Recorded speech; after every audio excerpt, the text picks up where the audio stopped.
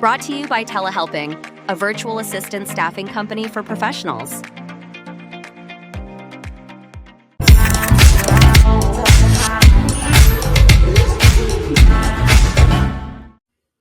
Hello, everyone. My name is Cody Hall. I'm the host of The Faces, Entrepreneurs Are People Too, and the founding CEO of Telehelping, a virtual staffing organization, and the herein sponsor of my podcast. So thank you, Telehelping, for allowing me the opportunity to talk to Patrick today. Patrick, how are you? I'm awesome. How are you, Cody? Oh, hey, I'm super stoked for this podcast. I don't get to say this very frequently, but we already had some great conversations. Broke my rules. Normally, I don't have any conversations beforehand because I want to jump everything into the podcast, but I think it's going to be a good recording. Yes, I completely agree. It's fun to kick it off in the right way, sharing insights about family and what's important to us in our personal lives. No, I agree. And with that being said, Patrick, tell us, who are we talking with here today? Well, my background, I have a family, so that's very important to me. I'll just start there. So I've got 3 children and my wife, Ann. We live in Eden Prairie, Minnesota. But going back through my business background, it actually started probably my grandfather was an entrepreneur, and he owned a drive-in and a movie theater, and he set us up with our lemonade stand. That's my cousin Chad. So I like to give a nod back to when we were 4 or 5 years old and starting to sell lemonade. But that's been the fuel to my fire around entrepreneurship. I've started a couple companies, and I work with a lot of entrepreneurs and love what I do day to day with Hill Capital and writing my book, Breakout Valuation. So I love what I do every day. And like what Warren Buffett says, if you don't dance to work, you better check yourself. And so I think we get to dance to work every day. So I love that. You don't dance to work. Yeah. Warren Buffett's great. I actually met someone recently who didn't know who Warren Buffett was. Whole other side of the conversation. Yeah. I was like, show me the rock you've been under. Yeah, exactly. Well, it's interesting when you said that. So the lemonade stand, and this is great being a man who runs a venture. Lemonade was your first entrepreneurial journey. You kicked it off. Yes, I have evidence. It didn't hit me, frankly, till a few years ago when I was thinking back about it. But I always told stories about selling cough drops in elementary school because they had these Ludines cough drops that taste like candy. And so you couldn't have candy, but you could have cough drops. So I sold those. I always thought that was it, but I remembered that we actually sold lemonade as really little kids. So I'm going to go with that as my kickoff. Looking for the loophole early in life. There you go. Yeah, there you go. You're my kind of tax guy. Yeah. No, it's interesting you say that because when you said the lemonade stand, I thought about my first one, which was mowing lawns in Florida with my cousins. As well. We would. Craftsman used to make these 5 horsepower pull start lawnmowers. They were, any Walmart, any Home Depot. What was unfortunate about them is after about a year in the Florida heat, the gaskets on the carburetors would stop working. We're talking $5 gasket, and they wouldn't run anymore. People would just throw them away. And so we would, when we saw them in the trash piles, because that's what we did. We had a bicycle with a trailer. We'd take them, we'd replace the gasket, right? I'm in 5th grade. All right. That is awesome. And then I'd walk around Saturday with my lawnmower and knock on doors. I'd go to hey, listen, I'll mow your yard for $20. And that's, I was 5th grade. I was making like $300 a week. That's awesome. It was great. Yeah. I love that story. A lot of people, they will give up because they don't have the time and energy to fix something. And it's a great opportunity for the right people. Yeah. I think that is oftentimes, I've heard it a million times in the military. Captain of mine used to always say, you don't know who someone is until the lead air density increases. And so for all those people who don't know, bullets are referred to as lead. And it's the same thing with entrepreneurship. I tell people all the time, my brother being a great example, just started his own plumbing business recently, right? He's 3 months into it, on track for a reoccurring $1 million in revenue a year. He's killing it. And I said, great, I'm excited for you and keep it up. I will tell you, there may be moments that you find yourself being discouraged, right? Because everything's fine when you have cash flowing and money in the bank. Yes. But it may not always be the case. Yep. It's not if there will be a problem, it'll be when there's a problem. Something always comes up. So that's an interesting topic to jump in because you're the man to have the conversation with. Yeah. Do you provide the coaching, the relationships for the companies that you do invest in, that you are involved in your fund? That's a great question. It's near and dear to our heart. So we started Hill Capital Corporation right on our website, hillcapitalcorp.com. There's in the About Us, there's an image of this capital gap that exists in the marketplace. And so we've gone to market very intentional about the types of companies that we're investing in. But money in large part is a commodity. And so the big thing that we do is we surround the companies with community. So that's why on our website, our materials, we talk a lot about capital and community. And so that community takes a couple different forms. We have ambassadors, who are the term that we prefer we use, but they're advisors to us and more importantly, our portfolio companies. We host events, so on and so forth. But bringing those additional resources to those companies is very important because, as we all know, the entrepreneurship journey it's lonely, it's difficult, and so we do our best to surround the companies with as much resources as we can provide them. And for those who've never started a company, I've bootstrapped companies. I've also been venture backed before. There's a big difference. And the right venture, might I add, you hit on a big point because the ventures that I've received money for, I've recently had the opportunity to participate in a fellowship with Dial Ventures at Purdue, which was a fun. Yeah, I saw that. It was a why not mentality. Yeah. I needed to do something for myself. I don't have any hobbies except business. So I thought it was a great opportunity. Well-supported community, right? You have people in the community, you have people in the industry, you have people at high alpha innovations. They're there in a way that if you fall, they will pick you up. Now, exactly. I've also been on the other side where they're like, here's your money. Don't mess up. We'll see you when you pay us. And or we'll see you at the next board meeting because they control the board. Yeah. They control the board. And that is the latter is far more predominant than what I mentioned with Purdue and what you just mentioned. Yeah, it's actually when I wrote the book Breakout Valuation, they have a chapter in there about community, but I think it's so important. And it just so wherever people can get it and surround themselves with people, whether it's their local Rotary Club or Entrepreneurs Organization or YPO and so on and so forth. But it's super important. And they get a little piece of this. That's why I love doing these podcasts. I'm always game for recording podcasts because these days it's easy for people to get some sense of community by at least tuning into some conversations. But of course, there's nothing better than that one-to-one human interaction that they get through peer groups or, participating in events and so forth. You said it well there, Patrick, having that involvement. And if I'm being very transparent, I have been absolutely focused on my career for the better part of the last 15 years. Yep. And that has made my community, my companies oftentimes, I would say the people I'm closest to most were either co-founders with me or are currently working with me at this moment. And so the podcast, since we've started, and this is something my wife brought up, is for me, it's a refill. I told you this beforehand. Like, it's a refreshing opportunity for me to engage with someone that doesn't owe me anything and that I don't owe them any deliverables. I can sit here and have an open, genuine conversation with someone. And to me, for anyone watching or not watching, I probably get more out of this podcast than you. And it's great. Yeah. There's nothing better than just a good quality one-to-one conversation, without a doubt.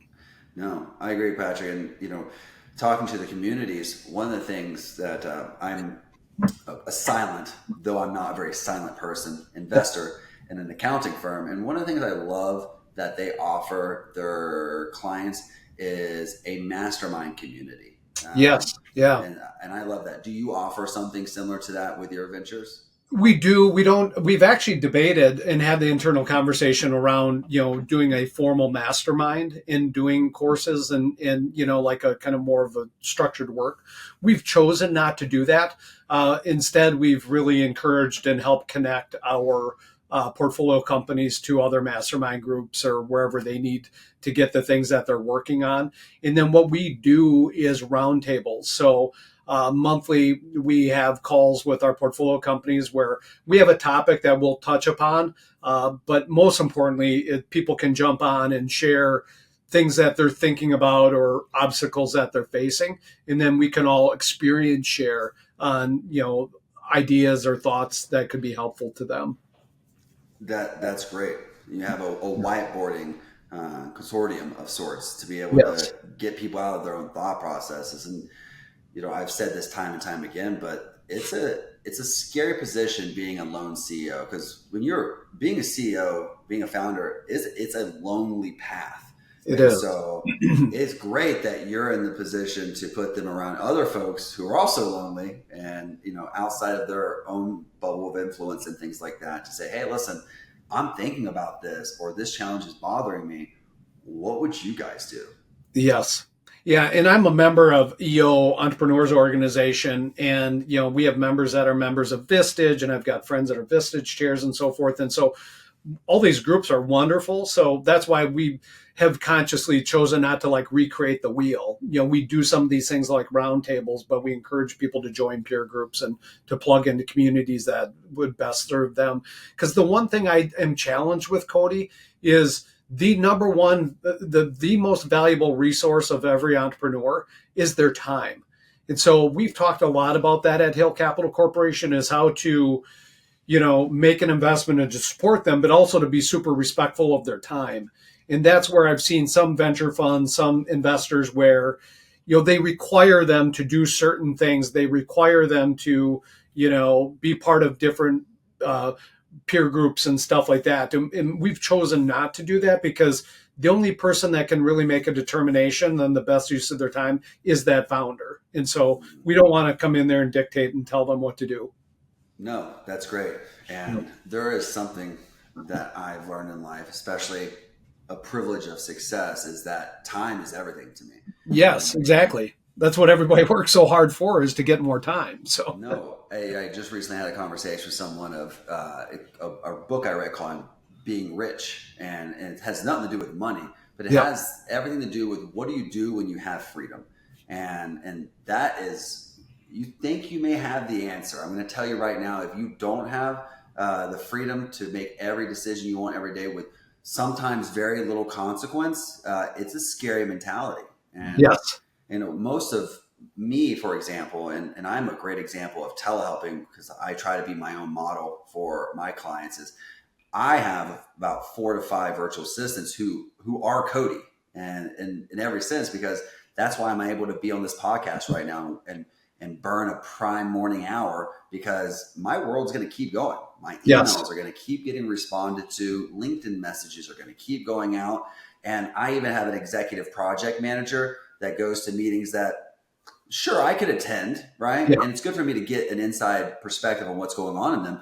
But unless I have to attend, I don't attend them. I'll get my summary at the end of the day of those meetings and the key takeaways. And it's because I don't want to waste my time on things that do not need Cody's actual attention. Exactly. That's the biggest thing. I mean, I love the work that you do, Cody, because it's the one of the biggest obstacles that entrepreneurs face, is getting out of their own way and really focusing on only the things that they can do. And I'm as guilty as anyone. I've gotten a lot better over the last few years, but it's still really hard to do. It's easy to say, tough to do. So and I think that what we suffer from, and the arrogant, narcissistic, mentality that is entrepreneurs and founders, is that we think we're the only one who can do it. yes, right? yep. And that is a scary thought process. And I have some. We don't think, actually, we know we're the only ones that can do it. Correct. Even worse, and we're so convinced that we know. Yeah. I have some folks that I mentor, young entrepreneurs, because I love being connected, much like yourself. I do it in an informal way, and I connect and become friends with them, and I see them go about their businesses. And some of these guys are working, much like I've done in the past, 18, 20-hour days. And they're like, I'm burning the midnight oil. Yes. Well, what are you doing at midnight? Oh, this. And I was sitting there, I was like, do you think it's the best use of your prime sleep hours to be doing editing and, graphics changes and things that, to be honest with you, very important, great work. However, it's replicable. You hire someone else to do it. Why are you doing it? Exactly. Yeah, it's an interesting. It's a challenge. we get those mentalities too often. It's why, you see entrepreneurs wearing CFO hats and operations hats because they don't want to hand it off. And it's scary to give someone so much responsibility that you are still responsible for. Well, and thinking through our portfolio, it's one of the things that really, is a consistent thread that holds people back. It's their unwillingness to get the help that they need. And there's a whole host of reasons. And a lot of them grew up, nearly all of them grew up bootstrapping, and they had to do everything. But especially when they get to a certain size, I don't know if it's just because they get to be too cheap, but I think a lot of times it's just so ingrained in their brains that they're not willing to let go. And it becomes their biggest hurdle to being able to double, triple revenue when they're at 2-3 million, break out to the next level. Yeah. One of my former mentors and COO of the third largest ER organization in the United States, they had thousands of locations, billions of dollars in revenue. ER, emergency room? Emergency room, correct. Yes. Okay. Sorry to play acronym cop, but I just wanted to make sure I knew what you're talking about. ER, ED, my apologies. Yeah. Emergency room for those. Yeah. No, I appreciate that, Patrick.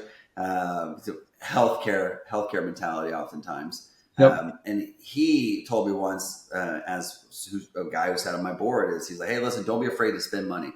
He's like, you will make mistakes. Yep. He's like, and some of those mistakes will cost you hundreds of thousands of dollars, and they have. However, he's like, you're going to cost yourself more money by not making those mistakes. He's like, because you need to get out there, you need to fail, you need to figure out what's not going to work and what path you need to go down. He's like, granted, you want to make more good mistakes than bad mistakes. He's like, however, you'll never know which direction you're going to go if you're just holding onto the purse string so tight because you're afraid to run out of money. You're still going to run out of money. It's just going to be a slow death. Yeah. Yep. And it's tough as an investor. It's tough for me to opine, give advice on that because, some days it's like hold on to the purse strings, and then some days it's like no, you gotta spend money to grow. So it's a tough balance.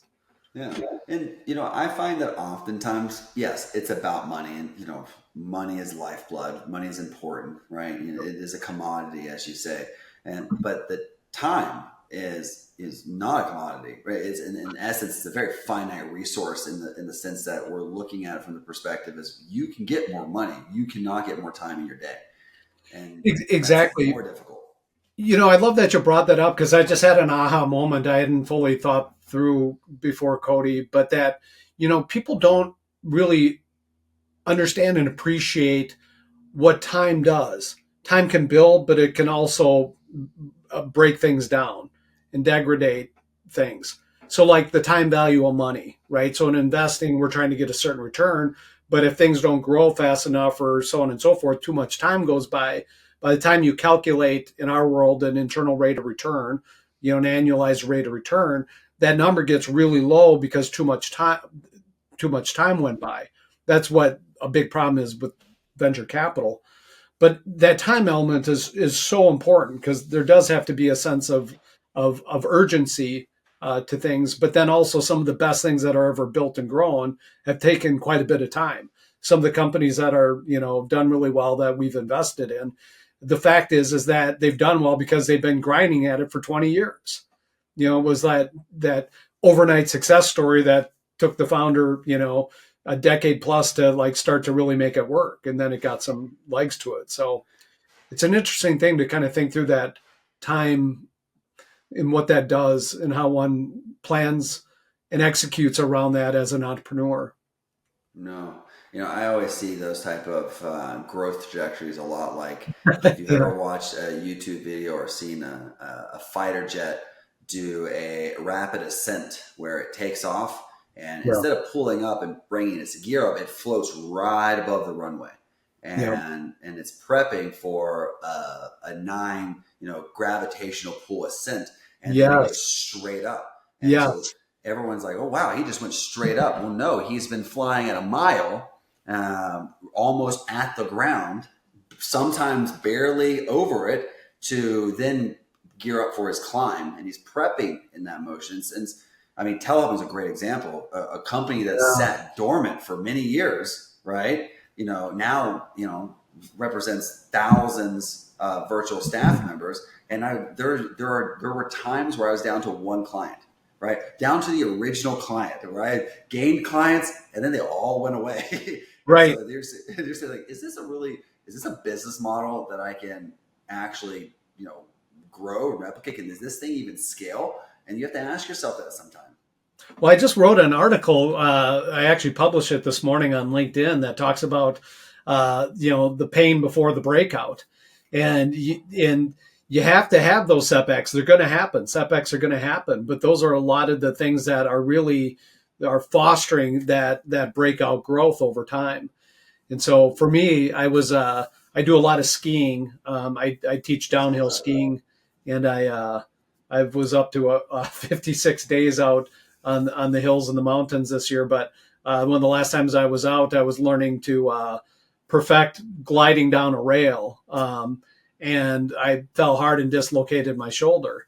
And so I thought about that. It's like, I have to have those setbacks, but it's also the fuel to get out there and to do it again, and to continue to build those skills. Because I know my goals as what I'm working towards long-term for my skiing skills. That's my long-term vision. And so, that just came to mind as we were kind of chatting here about the importance of taking those setbacks, but keeping them in perspective, because they can really be, and they should be, the fuel to the fire. No, it takes you back to something I said very early in the years, telehelping.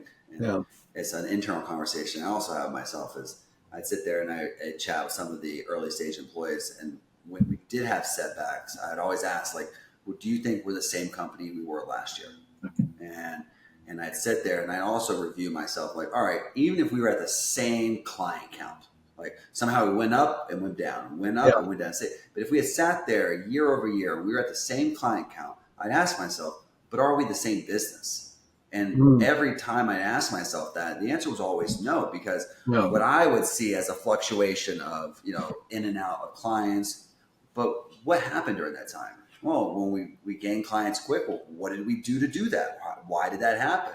We lost clients. Okay, so let's dive in and peel back the retention issues. So every time I saw, much like the market sometimes makes resistance and support as it moves up, and it was exactly what we were doing year over year and what we've done in the past. It's like, great, we've learned from it, we move forward. So even if you're at 100 this year and 100 last year, as long as the company itself is more robust, more calculated, consistent, intentional, and quality focused, then you're not the same company.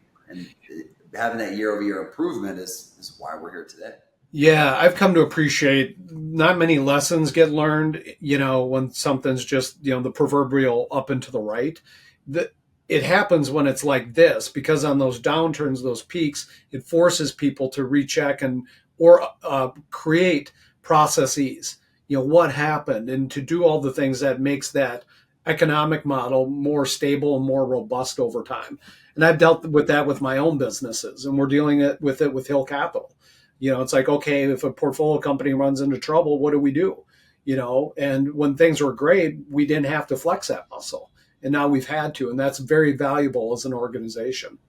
No, I think it's ever so relevant in this particular, in the macroeconomics of things, that now that so many people are worried that the market's going down. Yeah. One thing we should always keep in mindset, whether it's business or with the economy, there's a definition of recession for a reason. Like, are we consistently 2 quarters negative GDP, right? Is the market down negative for a certain period of time? Because VCs and they're very, well understanding of businesses expect stumbles. Right, you don't want stumbles. If every VC had up into the right, it'd be a great day, right? But you expect those stumbles as long as they're not falls and crashes. Yeah, as long as nobody dies in the process. I mean, that's what Warren Buffett and Charlie Munger always talk about. It's like, just avoid the lights out risk, and so. You can take risks, you can fail hard, but just don't fail to the point where, the business is going belly up or you're in personal bankruptcy or whatever the case may be. You can definitely take those risks, but avoid the lights out risk.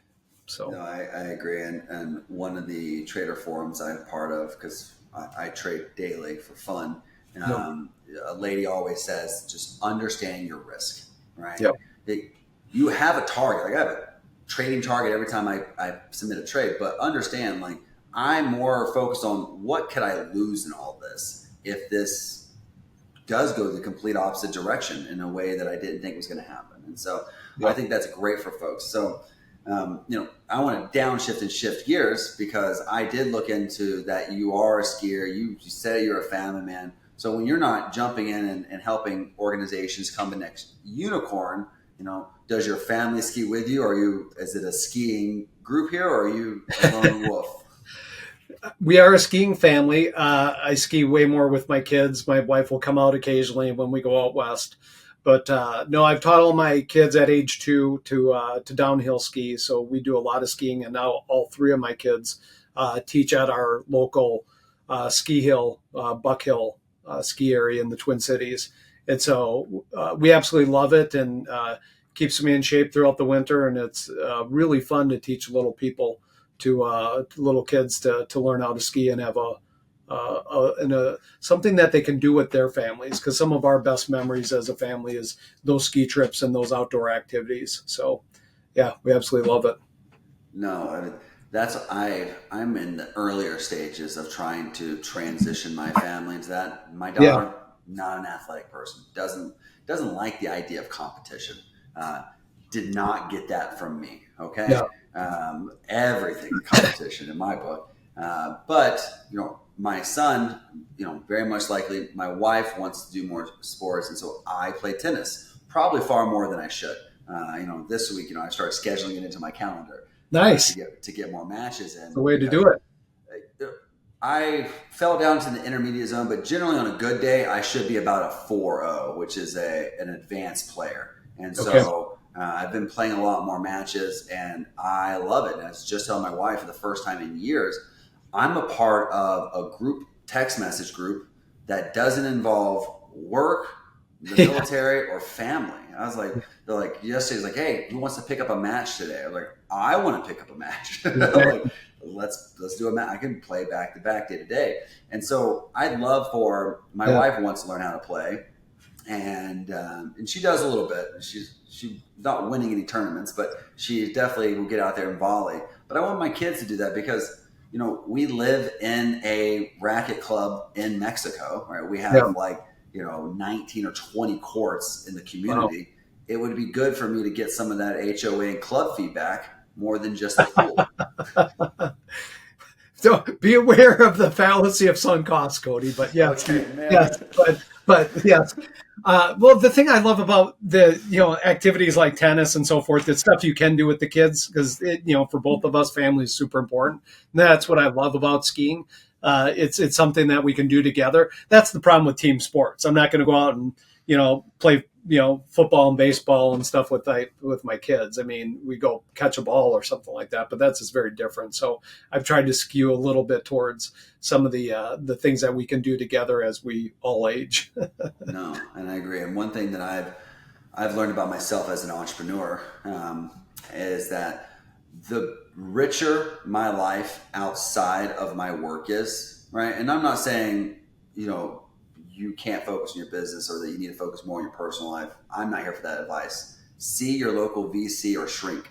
However, I have found that the better and healthier my outside relationships were, whether it's with myself and my family, the more I succeed on my entrepreneurial journey because Yeah. I don't feel like when I'm burning those oils or I'm pushing really hard or investing heavily in something that I'm doing it, alone. I'm doing it with balance and weight and stability.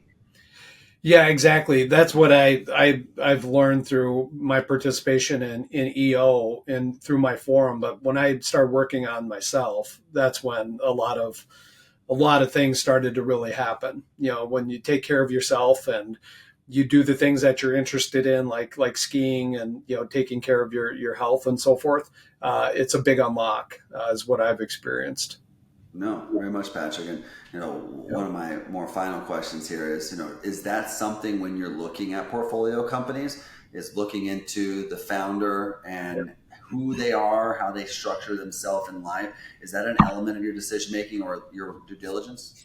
Very much so. I mean, it's you actually, the way you asked that question actually sparked a couple ideas. But the number one thing we're really underwriting for is the founder, the entrepreneur. So we invest in founder led businesses, and there's a lot of intentionality around that. So a lot of our underwriting is getting to know them, and so forth. But we're not running a battery of personality tests and trying to, make an opinion like, do they fit this color, disc rating, or whatever these personality tests are. It's more about just getting to know, do they have do they have skin in the game? Do they have the determination to see things through when times get tough? And so those are really important elements for us.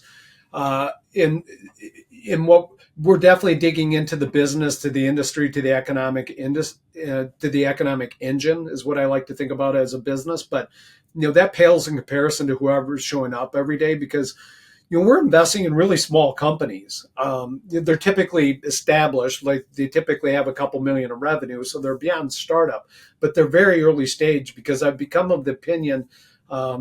My career started in Wall Street, so I used to write research on public companies and very familiar with larger companies. But I've become of the opinion that if company is under 50 million in revenue, call it, it's really hard just to swap out CEO, CFO, executive team, and so forth, because these small companies are so dependent upon, in large part, the founder and the founding team and who those people are. It's really hard if somebody's not a good fit to change that out. It's possible. It does happen. The VCs, I think, have gotten pretty good at it. But, for us, it's something we've chosen to just make sure, to the extent we can, to invest in good people on the front end. No, and that's a great example. In the previous company I exited, it took them 2 CEOs before they got the guy they have today. And so, yeah, because I'm sure you were really hard to replace. Because I was flattered, to be honest. Yeah, and it wasn't like, I'm sure you were not intentionally trying to do that. No. We all tried to we want to be replaceable, but it's just really hard. There's so much institutional knowledge and in how one executes, and probably doesn't fully appreciate all that. It's hard to replace. And definitely for those who maybe are thinking about starting a company or have, but when you get to that stage, it's emotional, right? The people you've worked with since day one, you're leaving them oftentimes. And so many of the people who were my directors and chiefs are still there, and they know you. One of them is the godmother of one of my children, right? And so they're very close, and then you're leaving them. And so, and they have someone else coming in who's not you, and it's so much connected to it. But Patrick, I love what our conversation has become and the path it's taken, because it really does highlight a lot of really important elements that is investment in people. And for those who are out there wanting to take on outside money, understanding that you may have a great idea and you may have good cash flow, but don't forget who you are also as an element. We've mentioned Warren Buffett and Charlie a couple times. One of their biggest kill switches in a business and investment is if the founding team changes. And so that's a huge piece for them, and they're like, oh, we're out, because they know how impactful that could be. Yeah, Berkshire Hathaway is a great example. Is they invest in businesses, and they don't go in and change everything. They're investing in companies that they really like the managers, and that they can do their things. And there's actually, I go to the Berkshire Hathaway annual meeting every year. I have done it for 25 years. And what's interesting is there are some managers that have never met Warren. I mean, they have, like, at the meeting and so forth, but have never sat down like one-to-one and talked about strategy. Their businesses got acquired, and Warren's like, keep running it, keep executing. Like, there's nothing else to talk about. Like, keep doing what you've been doing. Don't let us break it. Exactly. Warren, they talked about that. Like, don't let us screw it up. So it's pretty cool to see, but easy to say, hard to do. It's really hard. There's very few private equity VCs, investment funds that don't try to dictate strategy in some way, shape, or form. So no. Well, and if you get the right one, you're hoping that they know the balance of when to let you run and when to walk behind you in case you fall. Yeah, exactly. very important relationship. And that takes me to my last questions as we gear towards the end here is, for those out there that may be considering outside money, right? Yep. What is a piece of advice that you would give them as that's something that they would be possibly considering to help them grow their company or even start the company? Yeah, I think the really important takeaway that I shared in my book is that to get out there and to have as many conversations as they can. There is money for everyone. A lot of entrepreneurs will give up. They think that, if they have 10, 20 conversations and they don't find the money, that there's nothing there for them. I encourage entrepreneurs, if they got a more esoteric business, they've got to have over 100 conversations. But along those lines is when you're having those conversations, again, where we started this conversations around community building, you will find the resources that you need to help build and grow the business. And it may come with new ideas on other business opportunities or pivots or whatever the case may be. But it's a very powerful exercise to get out there and to have those conversations and to not be shy and not to wait. I see too many entrepreneurs that think that they have to have the perfect story or, the thing lined up or whatever the case may be. But whether it's me or someone else, reach out and have the conversation. When anybody applies, we set up a 20-minute call and just get to know people and see what we can do to be helpful. And if it's not a fit, literally in our CRM, we call it on the shelf. We stay in touch and hopefully revisit someday, but it's never a no. It's not, we want to know what they're doing. And if it's a fit someday for us, and otherwise we refer them to venture and angel groups that we're part of and do what we can to be helpful. So wonderful. Well, Patrick, thank you for that advice and thank you for your time. I really appreciate you joining me for my podcast today. This has been an awesome breakout from our normal audience. So again, I appreciate you. Yeah, likewise. Great job. I really appreciate all the work that you do for entrepreneurs, Cody. No, thank you so much, Patrick. Be well. This video was brought to you by our official sponsor, Telehelping. Need support for your business? Telehelping connects you with top-tier remote staff to help you streamline operations and fuel growth. Go to telehelping.com and get started today.